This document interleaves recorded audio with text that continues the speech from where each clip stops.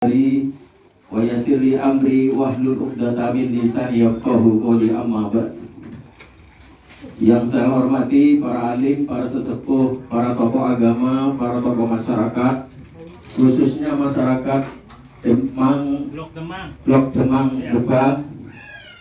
Yang saya hormati bapak-bapak dan saudara-saudara sekalian, rahimahullah jami'an.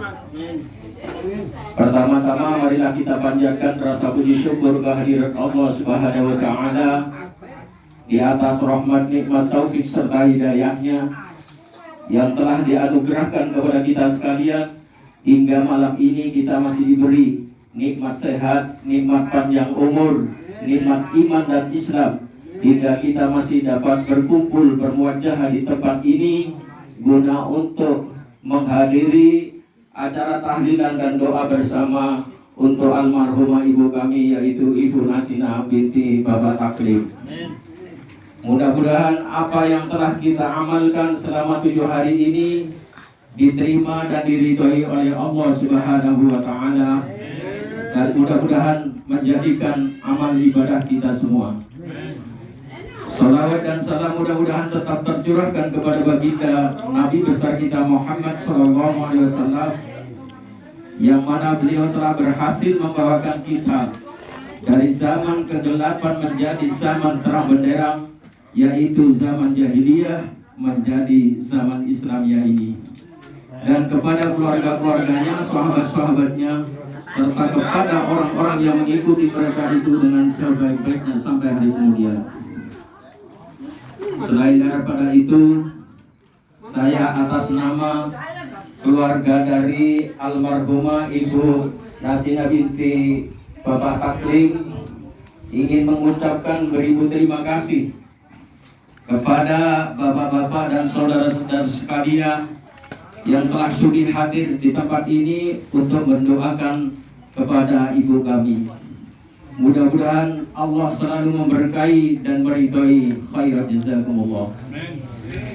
Dan saya mohon maaf apabila di acara ini terdapat yang kurang berkenan di hati bapak-bapak dan saudara-saudara sekalian.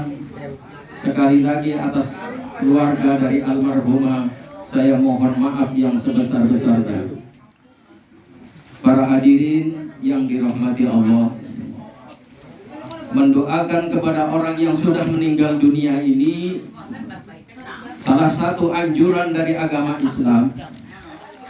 Karena itu dilakukan untuk wujud kepada sesama saudara muslim, karena kita ini bersaudara. Innal mu'minuna ikhwah, sesungguhnya Islam itu bersaudara.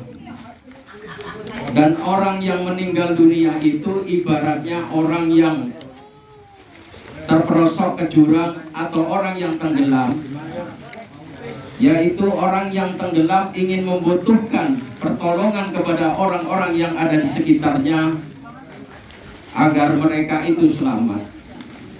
Tanpa diminta pertolongan pun kita bergesa untuk menolong dia. Kalau kita ada di dekatnya, kita tentu akan menolong orang yang tenggelam tadi.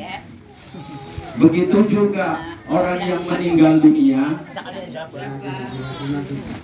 ingin meminta pertolongan kepada orang-orang yang masih hidup, terutama orang-orang yang ada di sekitarnya, yaitu pertolongan dengan doa.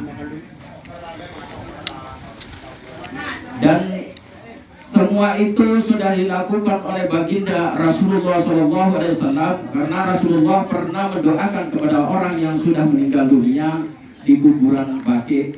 Kuburan Baqi ini adanya di Madinatul Munawwarah, yaitu Allahumma ufirli li ahlil Baqi al-Gharad, ya Allah ampunilah dosa ahlil Baqi al-Gharad.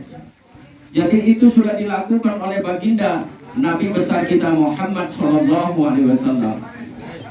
Begitu juga di dalam sebuah hadis lain yang artinya barang siapa yang membantu atau menolong mayit atau orang yang sudah meninggal dunia dengan bacaan-bacaan ayat suci Al-Quran dan zikir, maka tidak ada lain baginya yaitu surga.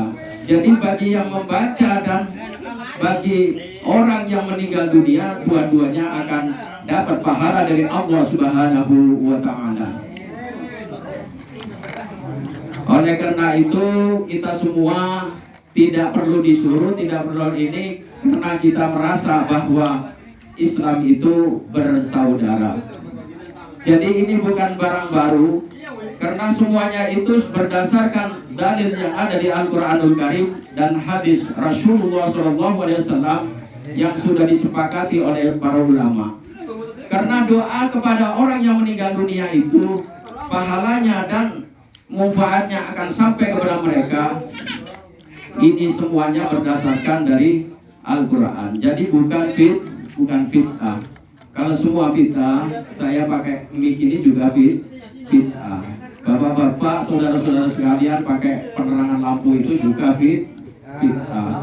Ke masjid, ke mushola bersenjata, sholat pakai senjata juga fitnah. Seperti merebut itu pakai apa itu?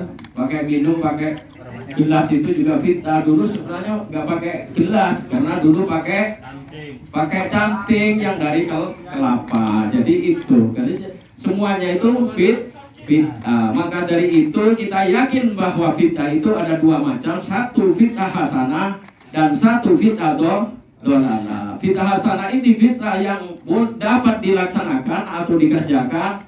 Tapi fitnah dolalah fitnah yang tidak dapat dikerjakan. Itu namanya fitnah. Oleh karena itu kita semua tidak sembarangan menafsirkan Al-Quran, karena di situ ada yang namanya